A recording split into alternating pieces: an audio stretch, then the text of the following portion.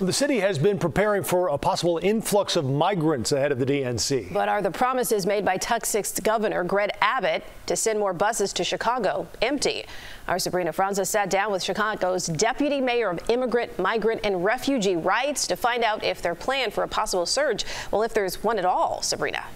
Well, the city had been warned countless times that more buses of migrants could be coming, a threat posed in part because of the DNC. Now it seems like that won't happen.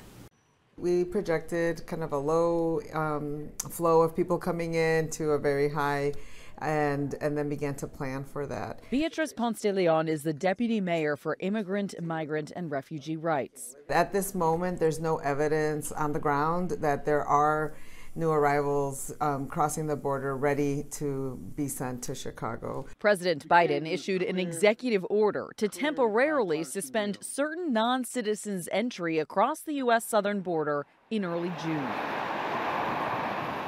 In Chicago, they have the capacity to house around 11,000 people.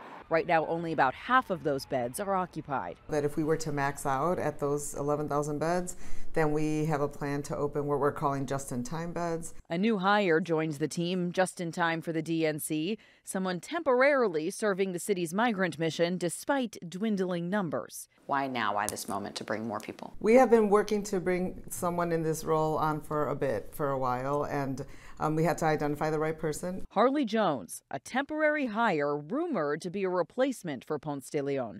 The city calls him an executive on loan. Harley Jones is not taking my role. I'm the Deputy Mayor for Immigrant, Migrant and Refugee Rights. She says he's a 6-month addition to their team. He's also going to be part of our team as we look across the mission, both at the landing zone operations, shelter operations, but overall, and make some decisions going into the fall and into next year. We asked the Deputy Mayor what will happen to all of these shelters as the surge infrastructure after the DNC. She told us they're not necessarily dismantling anything because they don't know what they'll see, if they'll ever see another surge at some point. In the newsroom, Sabrina Franza, CBS News, Chicago. Thanks, Sabrina.